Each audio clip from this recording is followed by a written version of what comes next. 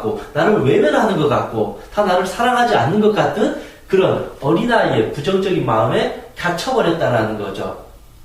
그래서 쉽게 스스로 이 문제를 벗어난다는 게 너무너무 어려웠어요. 말처럼 쉽지가 않다라는 거죠. 그래서 정말 꾸준히 내 마음속을 들여다보면서 이제는 놓아줘야 되겠구나 이런 걸 찾았는데, 첫 번째는 나의 생명을 주신 분이다. 우리 이제 이것저것 따지면 안 돼요. 내 부모가 나에게 구타를 했든 두 분이 이혼해가지고 내 인생이 망가졌든 그거 다 떠나서 어찌됐든 내 심장 준 사람은 누군가요? 지금 나 심장 뛰고 있으니까 살고 있잖아요. 내 심장 누가 줬나요? 그래요, 우리 부모님입니다. 나의 머리 누가 줬나요? 부모님이에요. 우리 두 팔, 두 다리, 이 모든 거 다 우리 부모님이 주셨어요. 그리고 또 하나는, 이 세상 그래도 모든 부모는 자식을 사랑합니다. 그 마음은 사실이잖아요. 그런데 그 부모의 수행이 부족해서 그 부모도 20대, 30대 젊은 나이에 결혼하다 보니까 자기의 마음도 모르고 살다 보니까 실수할 수 있고 원치 않게 자식들에게 상처를 줄 수밖에 없는 부족한 한 인간이었다. 일부러 나를 고통스럽게 하려고 한 게 아니라 그 부모도, 그 엄마도, 그 아빠도 서로 최선을 다해서 행복하게 살려고 했는데 생각보다 그게 어려웠다는 겁니다. 어찌됐든 나의 생명을 주셨기 때문에 묻지도 말고 따지지도 말고 그냥 감사합니다. 그거 맞잖아요. 모든 기도는 감사라고 그러잖아요. 어쨌든 감사한 건 맞습니다. 지금 나를 이 세상에 태어나게 해주신 것만으로 해서 우리는 충분히 감사한 게 맞습니다. 우리가 아무리 이렇게 불만을 갖고 그래도 저 아프리카에서는 부모가 있어요. 그들에게도. 그런데 그 아프리카에서는 5초에 한 명씩 어린 아이들이 배가 고파서 죽어버린대요. 우리 돈으로 1,000원만 있으면 살 수 있는데, 그러면 그 아이들은 뭐 2살, 3살 몇 년 살지도 못하고 그 부모가 밥 한 끼 못 줘서 죽는데, 그들에 비하면 내 자신은 훨씬 더 행복하고 감사한 거잖아요. 사실은 내가 아무리 불행했다 할지라도 나보다 불행한 사람 더 많아요. 나 몸뚱아리 하나 건강하지만 어느 누군가는 태어날 때부터 장애로 태어날 수도 있고 여러 가지 심리적인 어떤 질환을 갖고 태어날 수도 있다라는 거죠. 나는 최소한 밥은 먹었는데 어떤 아이들은 정말로 배도 굶을 경우도 있어요. 나는 그래도 최소한 고등학교까지라도 나왔는데 어떤 친구들은 학교도 못 가고 어릴 때부터 돈 벌러 다닌 아이들도 많이 있다라는 겁니다. 부모가 나에게 많은 지원을 못 해줬어도 어떤 아이들은 태어날 때부터 부모로부터 구타당하고 학대당한 그런 친구들도 이 세상에 우리와 함께 살아가고 있습니다. 그렇게 따지고 보면 지금 나는 이렇게 살아갈 수 있다는 것만 해도 감사한 일이고 충분히 내 부모로부터 고맙다고 해야 될 명분이 있다고 생각합니다. 그래서 우리가 이제 구체적으로 이제 스스로 하기 어려울 경우에 이제 이런 연습도 필요가 하는 거겠죠. 여러분들이 교회나 성당에 이제 다니신 분이 있으면 이제 기도를 하잖아요. 제 말이 정답은 아닙니다. 꼭 이렇게 하라는 건 아닙니다. 근데 여러분 배웠잖아요. 진짜 기도는 뭔가요? 진정한 기도. 하나님, 부처님 뭐 해주세요. 이게 진짜 기도인가요? 아니잖아요. 우리 다 배웠잖아요. 진짜 기도는 우리가 어떻게 기도해야 되냐? 진짜 기도는 감사 기도입니다.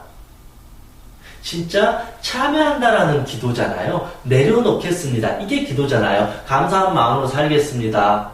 바라지 않겠습니다. 이게 진정한 기도인데 사실 대부분의 사람들은 하나님, 부처님 저 행복하게 해주세요. 저 서울대 가게 해주세요. 제가 부모님 용서하게 해주세요. 자꾸 빌기만 하잖아요. 비는 기도잖아요. 기복. 복을 비는 거예요. 그런데 우리는 진짜 기도는 감사하는 거라고 그러잖아요. 우리가 부모에게 감사함을 느끼게 되면 부모의 원망을 내려놓을 수가 있다. 인간의 모든 문제의 시작은 바로 불만족이에요. 만족하지 않는 거예요. 인간의 모든 문제는 불만족하기 때문에 고통이 다 시작돼요. 부모를 삐딱하게 부정적으로 불만족스럽게 보니까 부모가 미운 거예요. 그러면 만족을 해야 되잖아요. 아, 이 정도면 괜찮구나 라고 하는 게 바로 감사 기도입니다. 그럼 여러분들이 교회나 성당에 다니신다면 매일 하루에 10분이든 아니면 한 30분 정도 간절하게 하느님에게 기도를 하는 거예요. 자, 하느님, 제 부모에 대한 원망 이제 내려놓겠습니다. 저를 태어나게 해주신 것만 해도 감사한 마음으로 이제 받아들이고 살겠습니다. 그동안 제가 너무너무 제 부모를 원망했습니다. 잘못했습니다. 이제부터는 그 부모님이 생명을 주셨기 때문에 매일 감사하는 마음으로 살겠습니다. 이제는 제 부모를 원망하지 않고 놓아주도록 하겠습니다.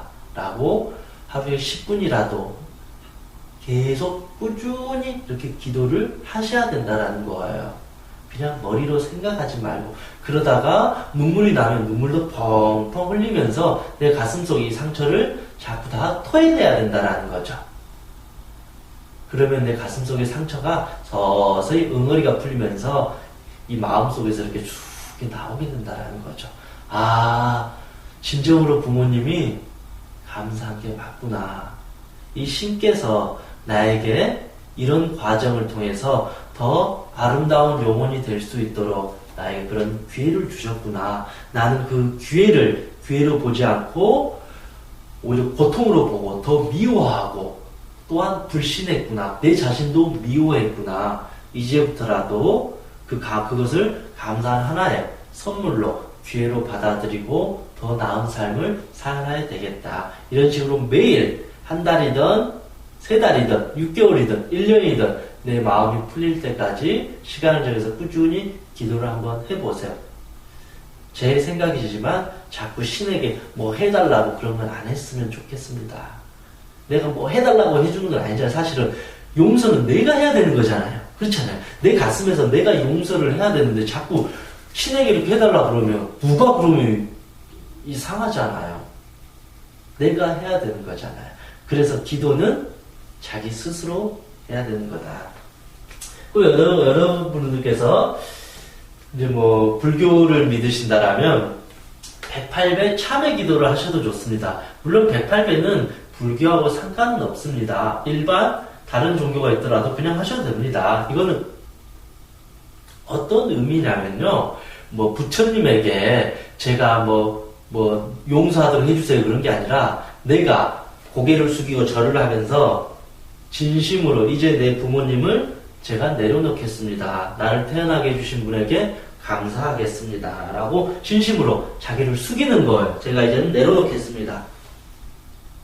부모를 원망해 미워하는 것을 위해서 부모를 찍어 누르려고 하는 건데 감사하는 마음으로 참여하는 마음으로 부모를 제가 너무 미워했습니다. 이제 부처님 제가 부모에 대한 원망을 진심으로 내려놓고 이 어리석음에 벗어나서 더 밝고 행복한 마음으로 저의 인생을 이제는 살아가도록 하겠습니다. 매일 108배를 연습하시는 겁니다. 이건 한 100일 정도. 하루에 시간을 정해서 한 30에서 40분 정도 되거든요. 정말로 여러분께서 그럴 각오가 있다라면 한 100일 정도 108배를 꾸준히 한번 해보시거나 아니면 교회나 성당이나 다른 종교가 있다라면 그렇게 꾸준히 30분씩이라도 기도를 계속 하다 보면 마음속에서 응어리가 풀리면서 부모의 고통으로부터 벗어나는 나의 자아를 발견하게 될 것입니다. 그것도 이제 어려우시다라면 어떤 전문가를 통해서 어떤 심리치료를 받는 것도 좋습니다. 아니면 스스로 명상을 해도 되고요. 그래서 누군가에게 중요한 건 너무 또 힘들면 혼자 해결하려고 하지 말고요. 주변 사람들에게 도움을 요청하는 것도 괜찮습니다. 왜냐하면 혼자서 이렇게 고민하고 해결하려다가는 자꾸 분노만 생겨요. 근데 전문가가 객관적으로 이렇게 들어주고 해결책을 제시해주고 서로 소통하고 공감해주다 보면 어느 순간 자기의 마음도 풀리게 된다. 저는 그렇게 보고 있습니다. 이게 이제 결국은 이제 핵심은 나를 낳아준 부모를 용서해야 된다. 여러분 마음은 다 똑같을 겁니다. 겉으로 이렇게 화를 내고 미워하지만 실제 마음에서는 부모를 용서해주고 싶어 합니다. 그런데 그게 잘 안 돼서 문제라는 거죠. 그게 왜 안 되느냐? 그건 여러분이 실질적으로 부모를 용서하는 행동, 액션을, 그 수행을, 기도를, 명상을 하지 않고 자꾸 머릿속으로만 생각하니까 실제 가슴의 변화가 일어나지 않았다. 저는 그렇게 봅니다. 그리고 한번 이건 잘 생각해. 정말 부모를 평생 원망해야 되는 게 맞는지, 아니면 지금이라도 부모에게 그 원망을 내려놓고 엄마 감사합니다. 키워주셔서 감사합니다. 아빠 나를 키워주셔서 감사합니다. 라고 말 한마디라도 직접 한번 해보시라는 거죠. 그러면 부모님들께서도 많이 미안해 하실 겁니다. 두 분께서도 잘 키우려고 최선을 다했는데 결과가 이렇게 나왔는데 그건 어떻게 할 수가 없잖아요. 그래서 충분히 우리는 그런 마음으로 부모의 마음을 이해를 해야 된다. 그런 생각을 해봅니다. 이건 이제 자식이 부모에 대한 원망을 어떻게 풀 것인가 내용이었고요. 이제 다음 장은 이제 부모가 자식에게 어떻게 해야 될지 간단하게 좀 다루도록 하겠습니다. 부모는 자식에게 가장 하지 말아야 될 거, 집착하지 말아야 돼요. 부모의 가장 큰 문제는 이거예요. 자신의 소유물로 여겨요. 심지어는 강아지로 여겨요. 사실은요. 인정하기 싫겠지만 자식의 자녀를 자기의 강아지로 여기는 경우가 많아요. 뭐 헬리콥터, 마마보이, 파파보이. 그게 다 부모가 내 강아지니까 사사건건 내 마음대로 통제하려고 하는 거예요. 아이가 원하는 대로 들어주지 않고 엄마가 5살 때부터 너 영어 공부해, 수학 공부해, 친구들과 놀지 마, 공부해야 돼, 게임 하지 마, 모든 거를 지휘 통제를 해버리는 거야. 학교 선생님처럼 이렇게 해서 너 이렇게 해서 앞으로 너는 의사가 돼, 너 변호사가 돼, 너 서울대 가, 이런 식으로 자식의 삶에 대해서는 정작 관심을 갖지 않고 부모가 원하는 인생을 자식을 통해서 대리 만족하려고 한다. 근데 이 말은 어떤 거냐면요, 자식, 아들, 딸, 너의 행복은 나는 잘 모르겠다. 그것까지 내가 이해하지 못하겠다. 근데 엄마가 생각하기에는 너 이렇게 살면 행복할 것 같다. 빨리 해. 물론 이렇게 살면 행복할 수도 있겠다. 엄마 생각은 이렇다. 넌 어떠냐? 그렇지만 너가 선택해라.